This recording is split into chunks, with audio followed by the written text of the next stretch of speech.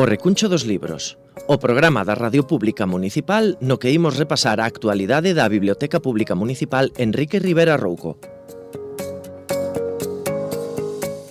O Recuncho dos Libros, o espazo para a lectura de Radio Eume. Ola, que tal? Son Pepe Capelán e douvos a benvida un programa máis ao Recuncho dos Libros, o espazo cultural de Radio Eume no que percorremos as distintas actividades que nos propoñen dende a Biblioteca Pública Municipal Enrique Rivera Rouco. E como cada programa, acompáñanos a súa responsable Anabel Alonso. Benvida, Anabel, a un novo Recuncho dos Libros. Ola, bo día. Ben, antes de meternos de cheo xa no que é ese percorrido habitual que facemos pola semana de actividades que tedes dende a biblioteca, vamos a falar un pouquiño de outras actividades paralelas que dende aquí desenvolvedes para facer un recordatorio, unha lembranza á audiencia de todo o que poden facer e de outras cousas que tamén nos ofrecedes estes días así durante as festas. Sí, como estamos xa casi aí metidos nas festas de cheo, ou se non de cheo xa nos vamos a meter esta semana, pois nada, nós esta semana sacamos a Biblioteca á Rúa como todos os anos, estaremos entre o luns 14 e o xoves 17 no parque, en horario de mañá e de tarde, e polas tardes teremos sempre actividades para os rapaces. Xa comentamos aquí no programa anterior un pouco esa actividade. Pois hoxe mesmo luns, por exemplo, teremos unha actividade de música para nenos pequenos a partir de 4 anos a cargo da profesora do Conservatorio Elena Tenreiro, que será como unha especie de obradoiro de iniciación á música, que volveremos a ter tamén o mércores a cargo tamén de Elena, e para nenos máis pequeniños, de 0 a 3. E despois, hoxe mesmo tamén, temos xa a primeira das actividades ás 7, Circo na Casa, de MR Clown, que é teatro de rúa e circo, bueno, para todas as idades, para público infantil, para público familiar.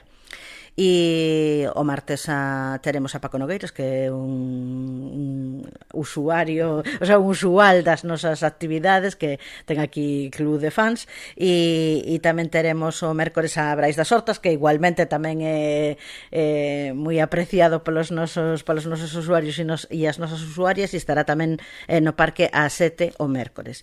E o xoves teremos os Monifetes con un espectáculo que se chama 10 anos percorrendo camiños, que fan un pouco unha cousa aí como unha especie de antoloxía dos últimos 10 anos de actividades para infantil.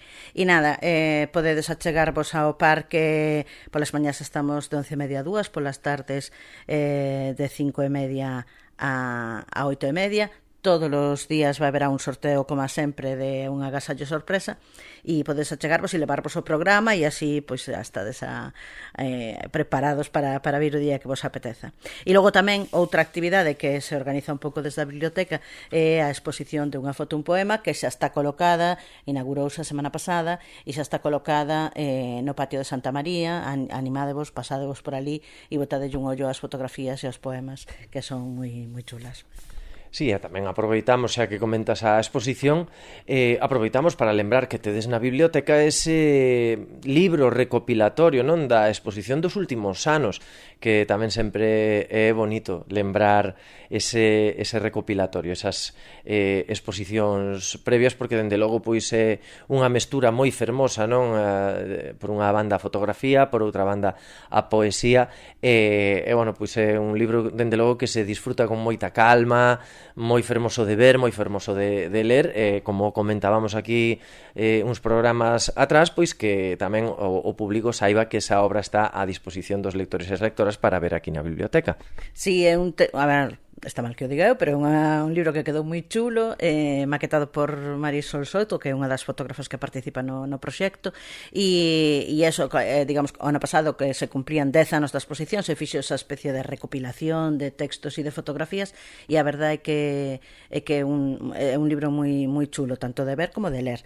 E además eso recollen aí diferentes poetas e diferentes fotógrafos que foron pasando ao longo destes 10 anos por este proxecto, ¿no? E está interesante. Pois unha vez que xa comentamos estas actividades que de xeito paralelo propoñedes dende a Biblioteca Pública Municipal, se queres, comezamos xa co decorrer habitual do programa. Hoxe luns comentamos, como sempre, as novidades que tedes na biblioteca para o público infantil e para o público adulto. Si, hoxe para público infantil traigo vos un libro de Bluey, É unha serie de debuxos animados australiana que, bueno, que foi un exitazo e ten hasta premios Emmy e de todo, e en este caso o título que vos traigo é César el Conejo. Conta a historia un pouco de un can, este can Bluey, e da súa familia, no? E vai sobre todo un pouco sobre a vida cotidiana, a familia, tamén un pouco sobre cultura australiana, no? Que e creo que aquí estes libros de Bluey que son para prelectores, para nenos ata 6 anos, teñen moito éxito. Hai de diferentes formatos, álbum, e tamén libro de cartón, e digamos que teñen bastante éxito entre os lectores, sempre están prestados e reservados. O sea que traigos esta proposta para os primeiros anos, para a xente prelectora, e esos son os libros moi chulos, que falan sobre todo deso da amizade, das relaciones familiares, e me parece que pode ser unha boa aposta agora para o verán. Sí, como dis ti, non? É unha serie de debuxos que ten moitísimo éxito entre o público infantil. É verdade que todas estas publicacións que teñen que ver con personaxes infantís arrasan entre os nenos, non? Sí, e además co referendo, digamos, ou co apoio do audiovisual, non? Pois hoxe os nenos están moi pegados ás pantallas, como lles corresponde pola súa xeración, e todo o que ten que ver con eso ten, digamos que, como un éxito extra. Esa sería a proposta para público infantil en lingua castelá, pero tamén sempre nos traedes unha proposta en lingua galega. Pois nesta ocasión en lingua galega traigos un libro xuvenil. Non traemos moitas veces literatura xuvenil, por desgracia tampouco é o público que máis acostume vir á biblioteca, pero seguimos insistindo aí. Neste caso, este libro que se chama A maldición do papiro alexandrino, de Beatriz García Turnes, que está publicado en esta editorial Fora de Xogo, que é unha editorial, nesta colección, perdón, Fora de Xogo, que é unha colección de Xerais que ten moitos libros para público xuvenil, e que publica os premios de literatura xuvenil, o sea que digamos que xa un refrendo de calidade, no? Beatriz García Turnes xa ten outras dúas novelas ou tres novelas anteriores para público xuvenil, algunha delas premiada desde a Asociación Galega do Libro Infantil e Xuvenil.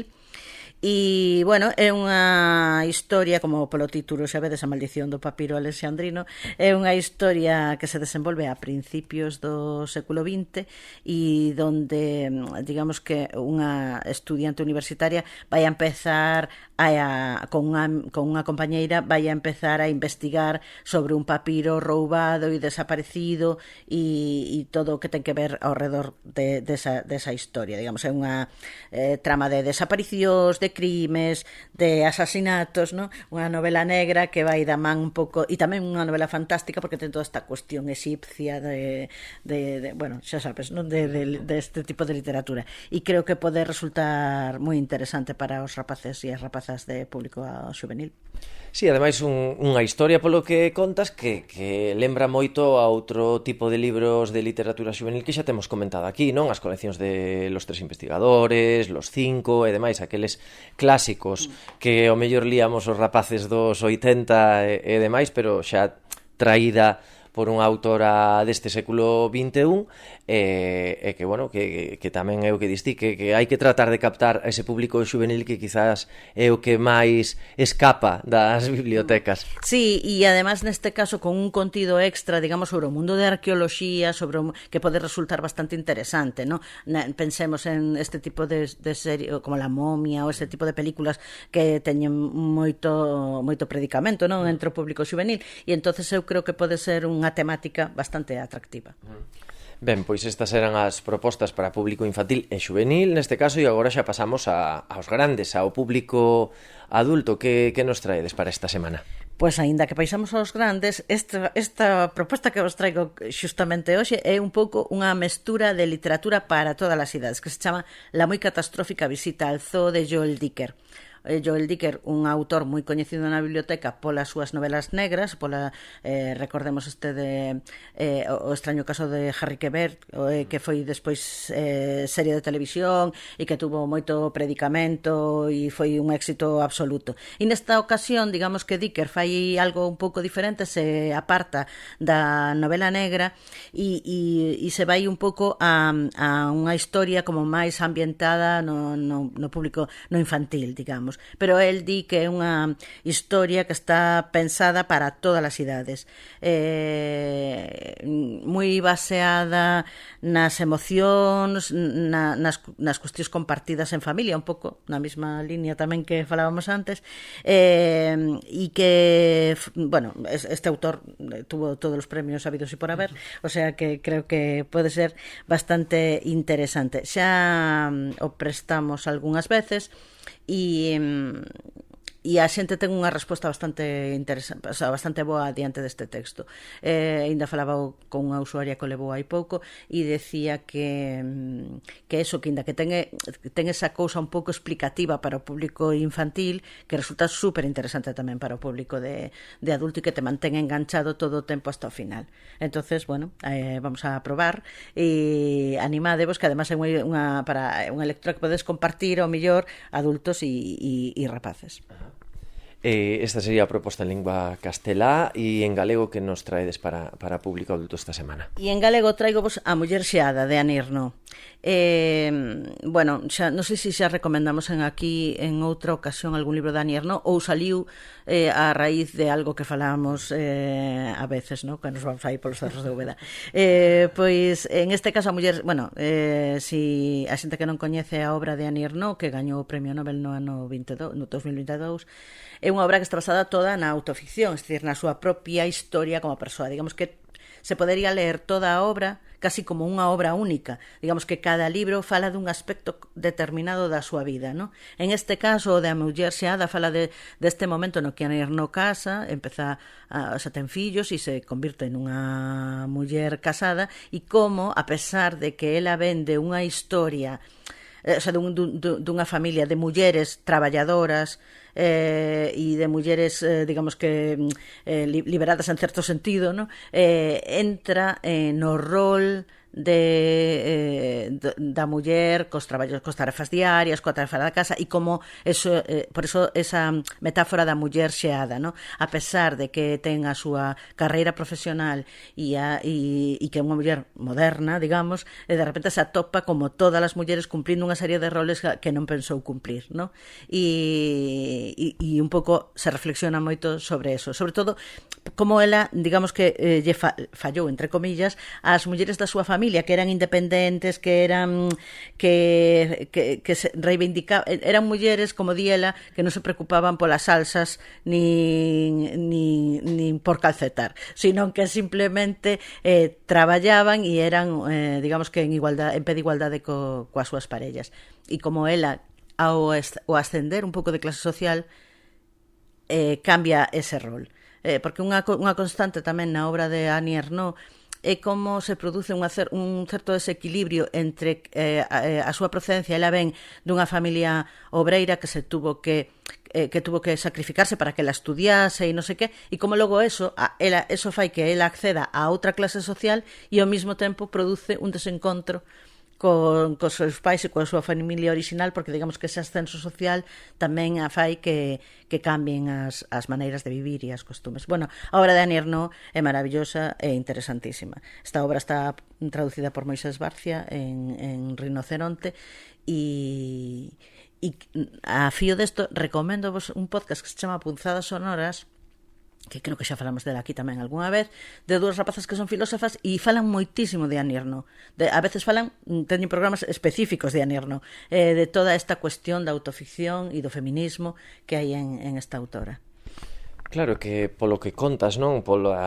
Quizáis pola trama ou polo argumento deste libro, é unha historia na que moitas mulleres xa de certas xeracións se poden ver reflexadas, porque esa historia de renuncia, non? Cando unha muller chega á vida estudiantil, ten uns soños, unhas aspiracións de ser independente, de estar liberada non, ese termo que se empregaba antigamente, non? E de repente ter que renunciar a todos eses soños ou esas aspiracións polo feito de pertencer a outra clase social diferente ou polo feito de ser nai e que a túa parella, entre aspas, te obrigue a adoptar ese rol máis conservador, non? De nai de estar no fogar, de nai criadora e demais. Eu penso que é unha historia na que moitas mulleres actualmente se poden ver reflexadas. Claro, e eu creo que tamén hai un pouco aí de frustración personal no sentido de que tú militas, digamos, no feminismo, mellor, ¿no? Militas nunha maneira determinada de entender o rol e todos, e logo caes inevitablemente nas cousas nas que non crees, ¿no? E ao mellor ni siquiera é por unha imposición da tua parella, es ti mesma que asume ese rol porque é así, ¿no? E entonces eso produce, eu creo que un desacogo para a persoa, non? Unha infelicidade que ven producida por esa cousa de estar como traicionando os propios principios, ¿no? E me parece que pode ser unha lectura moi interesante. Bueno, a mí me parece que escribe maravillosamente ben a Nierno. Solo por eso, solo pola súa calidade literaria, paga a pena ler o libro independentemente do que trate, pero eu creo que pode ser unha lectura moi interesante.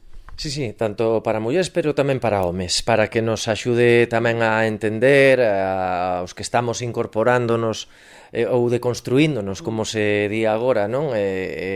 Digamos, aprendendo o rol do home neste feminismo, pois quizáis tamén nos fai reflexionar, non, sobre cousas que tiñamos dadas por sentado, sobre todo os que somos de certa idade xa, e pensamos que os roles estaban como xa preestablecidos ou condicionados, e tamén para ter unha visión de unha muller que, por desgraza, ten que renunciar a eses ideais, bueno, estamos falando nada máis e nada menos dun premio Nobel. Sí, bueno, eu creo que todos nos temos que estar desconstruindo todo o tempo, porque me refiro que hoxe a sociedade nos presenta moitos desafíos. Cada vez a globalización, a multiculturalidade nos vai enfrontarnos a cousas que non coñecíamos antes, e temos que aprender a ter a mente aberta e a ser capaces de ir cambiando tamén a nosa maneira de enfrontarnos ás cousas e a nosa maneira de ser. Eu creo que hai que estar en continuo cambio e adaptarse e ser empático e intentar ver a vida tamén cos ollos dos demás, non solamente cos ollos propios, ¿no?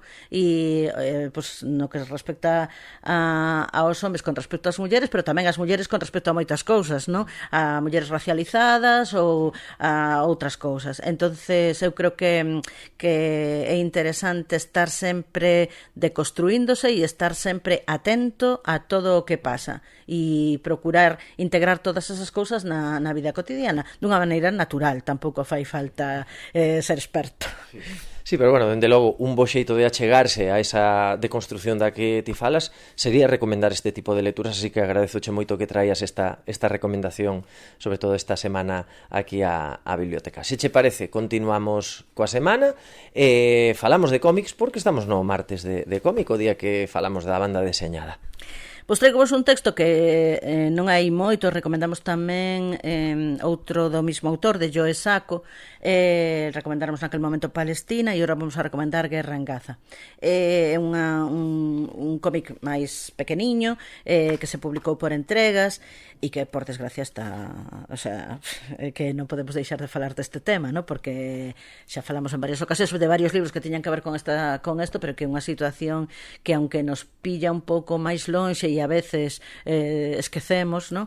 Pues está aí e é unha realidade, ¿no? Xa falamos na outra ocasión que Joe Sacco é un autor que usa a novela gráfica desde o punto de vista do xornalismo e que é un maestro, non, en usar este tipo de literatura desta forma, e neste caso vai especificamente fala especificamente da guerra e fala e tamén con bastante crítica á intervención internacional, especialmente dos Estados Unidos, non? E bueno, é unha maneira tamén de reflexionar sobre ese feito e de coller certa conciencia social, dentro de que nós desde aquí tampouco ao mellor podemos facer nada, pero sí que unha cousa da que fala Saco que tamén é interesante é asumir a responsabilidade propia pois cando votas ou cando non sei, saber que todas as cousas que toda a xente ten unha postura diante das cousas e que tú tes que ver se esa postura tú a defendes tamén. Sí. Entonces... sí, é que como dicías, non? Xa falamos de outras publicacións deste autor e que esta mesma reflexión tamén a facíamos no programa ese, de que a veces nós de xeito individual non podemos facer nada, pero como mínimo sí que este tipo de publicacións poden facer despertar unha conciencia individual que logo se convirta nunha conciencia común. Non podemos mirar para outro lado cando está vendo un exterminio, un xenocidio como que está sucedendo agora mesmo, non? Pois claro, esta é a cuestión. Digamos, é adquirir un pouquiño de conciencia social. É certo que hai tantas cousas, tantas guerras en tantos sitios, tantas injusticias, non podes estar todo o tempo porque sería insoportable a vida, non? A veces hai que esquecer un pouco e tamén vivir, pero non está mal polo menos asomarse a outras miradas e ver as cousas desde o punto de vista dos protagonistas ou das persoas que saben algo sobre eses temas, non? Moi ben, pois moitas grazas de novo por esta recomendación, que ademais, como dicías tamén, xa era un autor coñecido deste espazo. E agora pasamos ao mércores de Entreversos, no que falamos de poesía. Se comentábamos ao inicio do programa que está xa a disposición do público esa exposición de unha foto, un poema, pois nunca mellor que escoller un día como doxe para seguir falando de poesía. Si, traigo vos unha obra que temos nas novidades, se chama Os pozos elegantes das clavículas, de María Álvarez Landesa, que foi premio Follas Novas de Poesía. É unha obra, non sei se iba a dicir difícil, non tanto difícil, sino con un contido duro, porque nesta obra María Álvarez fai como unha especie de homenaxe á súa nai e conta un pouco a súa experiencia con ela cando a súa nai enferma de cancro e ela se convirte na súa coidadora, non, hasta a súa morte. Entón, digamos que reflexiona un pouco sobre eso, sobre o mundo dos cuidados, sobre o feito da relación, porque a súa nai non podía falar a raíz dese cancro e da cuestión da comunicación e todo isto, e me parece que pode ser como bastante interesante. Incluye o libro un QR donde a autora recita algúns dos poemas con bases musicales de Paco Dicenta. Eso pode resultar tamén un pouco interesante, escoitar a poesía de outra forma e bueno, creo que o premio xa refrenda, digamos, este premio refrenda a calidade da autora e creo que pode resultar un libro interesante para os amantes da poesía. Sí, xa non só para os amantes da poesía, que moitas veces temos comentado, non, neste programa, que a veces é un xénero máis de minorías, porque a veces os lectores que estamos máis afeitos á prosa non nos atrevemos a dar ese salto, pero polo que ti comentas, non, trátase precisamente dun tema que está á orde do día, que todos e todas podemos vivir de algún xeito este tipo de realidades, non? Os coidados das nosas persoas maiores, que é un feito que lamentablemente pois moitas de nós nos teremos que enfrontar e ademais incluindo, como ti comentabas, non? Ese QR onde podemos escoitar os poemas lidos pola propia autora e musicados, quizáis tamén nos axuden a aproximarnos dun xeito moito menos impactante á poesía, porque sí que é certo que a música e as cancións non deixan de ser poesía musicada e cantada. Totalmente, digamos que son hermanas, non? Irmás totalmente. E además é unha poesía doada de ler. A nivel, non é moi oscura, digamos. O que pasa que ten unha carga emocional, pero é doada de ler. E eso que falabas ti, que claro, realmente é moito máis doado a acercar. E logo unha cousa que é moi interesante é que cando escoitas os poemas lidos pola propia autora, hai intencións aí que non sempre percibes tan claramente cando os lees ti. E despois creo que unha segunda lectura, despois de ter escoitado eses poemas, seguramente escoitarás na túa cabeza os poemas coa voz da autora, e iso é moi moi interesante. Pois aí queda esa recomendación de poesía neste mércores de Entreversos. E continuamos percorrendo a semana, chegamos aos xoves, no que sempre nos facedes unha recomendación dunha obra literaria que vai acompañada dunha obra audiovisual. Cal é a proposta para esta semana, Anabel? Pois esta é unha proposta moito máis riquiña, que nos estábamos poñendo un pouco intensos aí con Palestina e co cancro, e esta é unha opción moito máis amable. Traigo este libro Todas as criaturas grandes e pequeñas, de James Herriot, que ten a súa versión de serie, non sei se alguén tuvo a ocasión de vela, é maravillosa, que está disponible en Filmin, e creo que pode que en algunha plataforma máis, e son como estas memorias de un veterinario inglés a principios do século XX, antes da Segunda Guerra Mundial, e digamos que el vai como a traballar con outro veterinario e un pouco as historias que lle suceden no día a día, ¿no? Dentro da propia casa, el vive con este señor que o contrata, a ama de chaves que teñen, pero tamén as diferentes historias que lle suceden cos campesiños e cos gandeiros da zona.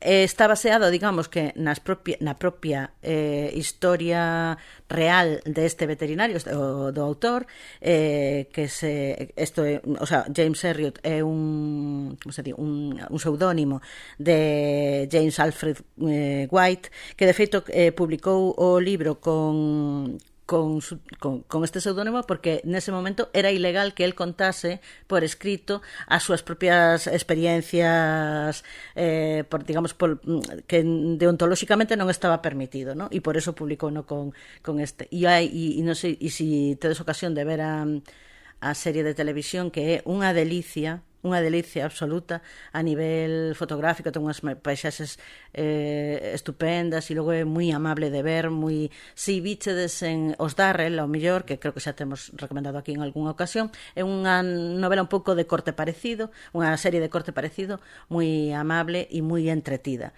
o sea que animadevos. Pois moitas grazas por esa recomendación. Bueno, sempre falamos aquí normalmente cando traemos algunha recomendación neste libro e peli, moitas das recomendacións que faz están en Filmin, que ao final é unha plataforma menos coñecida, pero sí que dende logo o que cabe destacar é a súa calidade, a calidade das obras que ten, porque, bueno, ao final, pois por desgraza, outro tipo de plataformas producen como a máis alto nivel, pero a veces a calidade das obras deixa bastante que desexar, e por sorte Filmin ten un excelente catálogo tanto de series como de películas.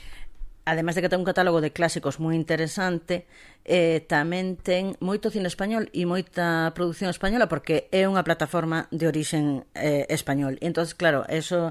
E logo, eso, por exemplo, moito cine galego deste máis minoritario, que a mellor nos resultaría moi difícil atopar se queremos, se no seu momento non biches tal película na súa estrea, despois é moi difícil conseguir vela, e en Filmin hai moito dese cine e moitas cousas interesantes, moitos documentais, bueno, que eu son moi fan, e entonces me parece unha plataforma moi interesante, que ten moitas cousas interesantes, e por eso moitas veces traigo cousas de aí, a verdad. Bueno, que a nos Filmin non nos paga comisión, pero se pola publicidade nos quer regalar unha suscripción, nos encantados. Felices, totalmente.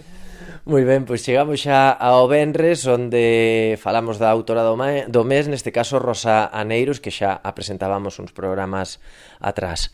Sí, xa hai un par de programas que falamos de Rosa Aneiros, a nosa autora do mes, deste mes de xullo. Traigo vos especialmente dúas obras de literatura juvenil, porque é unha autora que escribe bastante para este público e que ten varios premios de literatura juvenil. Acaba de gañar agora mesmo acaba de gañar o último premio Raíña Lupa de literatura juvenil, que aínda está o libro sin editar, se editará en breve, xa está en preventa en algunhas librerías polo que vin, e bueno, é unha autora que nese público, digamos que ten bastante éxito. Traigo vos unha triloxía, a Moteleo, que ten 3 libros, conta a historia desta muller, Leo, que acaba de rematar o bacharelato e antes de iniciar a vida universitaria quere facer unha viaxe, por algunha circunstancia as amigas coas que iba a viaxar non poden e digamos que ela emprende a viaxe ela soa. Estes 3 libros percorren esa viaxe, digamos, por diferentes etapas e que as cousas que ela vai que lle van sucedendo e as cousas as que se vai enfrontando nesas viaxes. E tamén traíavos outra obra de literatura juvenil, As de Volvoreta, que tuvo moitísimos premios, moitísimo éxito, non solamente a nivel galego e nacional, sino tamén internacional. É ben sabido que a literatura infantil e juvenil galega ten unha repercusión tanto no resto do Estado como fora de España moi grande. Autoras como Ledicia Costas, que xa temos falado dela aquí, como An Alfalla, como, bueno, no seu momento Agustín Fernández Paz, autores que entran con moita forza dentro das listas e as recomendacións a nivel internacional.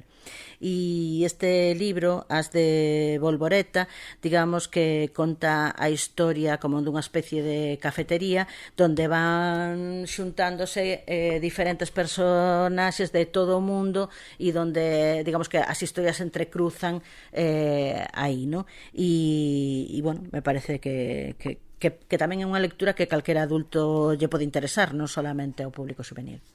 Sí, eu quedeime sobre todo ca primeira historia con Amo te leo, porque, bueno, quizáis tamén é unha experiencia que moitos de nós vivimos, esa viaxe entre aspas iniciática cando rematas o instituto, pasas á universidade e fas como esa viaxe de verán na que un pouco deixas atrás a etapa adolescente e comezas coas túas primeiras vivencias de adulto, non? Eu penso que moita xente pois fixo o típico viaxe de interraíl ou de intercambio ou demais, non? Que se fai con esas idades, con 17, 18 anos, e creo que marca un pouco, non? Ese deixar atrás esas cousas máis adolescentes ou máis irresponsables e empezar como a responsabilizarte e a enfrontarte a certas experiencias ti só. Sí, eso que en antropoloxía chaman o rito de paso, non? Sí. Esta cousa de este feito que fai como que, digamos que se marque nese momento o paso da idade infantil á idade adulta. Estou lembrando unha tese estupenda, un traballo estupendo que fixo unha rapaza que se chama Milagros daqui sobre a Festa da Fraga das Pontes e que poñía en relación a Festa da Fraga co rito de paso, no sentido de que a primeira vez que tú vas á Festa da Fraga solo cos teus amigos ou cos túas amigas sin ir con teus pais, digamos que eso é como o pistoletazo de saída de empezar a sair ou de empezar a ter unha vida como medio adulta, ¿no? E neste caso o Interrail eu creo que funciona así. Coñezo varias persoas que remataron segundo de bacharelato e que fixeron esa viaxe con amigos que marca como o punto inicial da vida adulta, ¿no? E nese verán, además, cando rematas e todavía non empezaches esa carreira, que é como un verán no que todas as posibilidades están abertas e toda a liberdade do mundo se dá. Pois sí, a verdade é que pois por iso quizáis me quedei, non, con esa recomendación. Pero tamén os venres sempre aproveitamos para falar de algunha publicación que está relacionada coa nosa vila ou coa nosa comarca, non? Pois nesta ocasión, como non podía ser de outra forma, xa que estamos arrancando coas festas, traigomos a revista das festas. Traigomos o número actual destas festas de 2025, pero temos na biblioteca unha pequena selección de revistas das festas destes últimos anos, pensando en que máis aló da programación ou da publicidade e todo eso, sempre se recollen nestas revistas artigos que falan sobre persoeiros da vila, pois sobre locais míticos, sobre deportistas ou sobre xente do común e que resultan moi interesantes. Moitas veces tamén artigos de corte histórico ou de costumes ou de asociacións ou o percorrido de diferentes proxectos ao mellor, no, da vila ao longo do tempo. E me parece que aunque poda parecer como unha cousa máis promocional ou tal, ten tamén un valor importante a nivel histórico e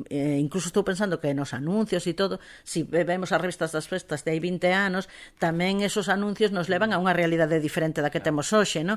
E unha forma diferente de entender as cousas. cousas. Entón, bueno, sei que moitísima xente lle gusta comprar a revista e que colecciona revistas e que as ten en casa, pero animámosvos a que veñades pola biblioteca e vexades ao mellor eses números máis antigos, que ao mellor pois, son máis difíciles de conseguir, e ver, ao mellor poder resultar interesante ver cal era a programación das festas nos anos 80 ou nos anos 70, no? Bueno, e sobre todo tamén animarvos a que merquedes se vos presta a revista deste ano ou que vos acheguedes á biblioteca a ver os seus artigos.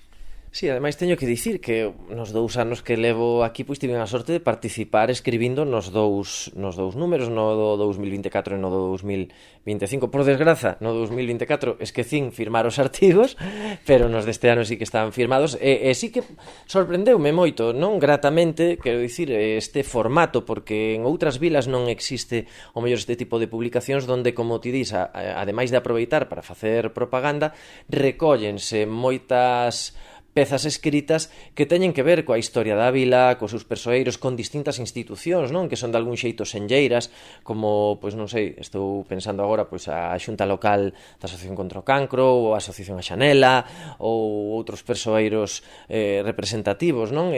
Para min, pois tamén foi unha bonita experiencia, un reto profesional ter que redactar estes artigos que me serviron para, bueno, pois ver como con outra perspectiva, non? Como funciona un pouco a vida social, cultural da Vila das Pontes, bueno, que estou moi agradecido de que me desen a oportunidade de poder participar na redacción desta revista, e aí quedan para a historia. E ademais eu creo que é unha revista que co paso do tempo tamén supón unha fonte de documentación para futuras estudios sobre calquer aspecto da vila, non?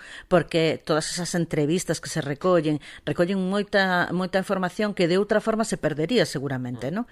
Entón é moi interesante toda esa recollida de información xunto coa revista ao mellor que recomendamos a semana pasada, a revista de UME, que ao mellor ten un corte máis científico, digamos. Esta é unha revista ao mellor menos ríxida, non? Pero toda esa información que se recolle, por exemplo, estou pensando unha gran cantidade de artigos de Enrique Rivera Rouco que se publicaron no seu momento nas revistas das festas, non? E que despois se recopilaron nun libro, pero quero dicir que toda esa información que é interesante e que pode servir para futuros traballos, a temos aí almacenada en todas esas revistas, o sea que botadelle unha ollada. Moi ben, Anabel, pois aquí rematamos por hoxe este recuncho dos libros. Como sempre, un placer poder conversar contigo de libros, de cultura, de literatura e da vida en xeral. Xa para a semana que ven estaremos metidos de cheo nas festas, pero seguirá habendo recuncho dos libros. Por suposto, pasadeo moi ben, desfrutade das festas. Moitas gracias. Pois isto foi todo no recuncho dos libros de hoxe. Nos volvemos a vindeira semana con máis novidades e actualidade da Biblioteca Pública Municipal Enrique Rivera Rouco. Que teñan unha moi boa semana e lembren que, como dirían os da Ría, hai que ler, inda que sexa sempre o mesmo libro.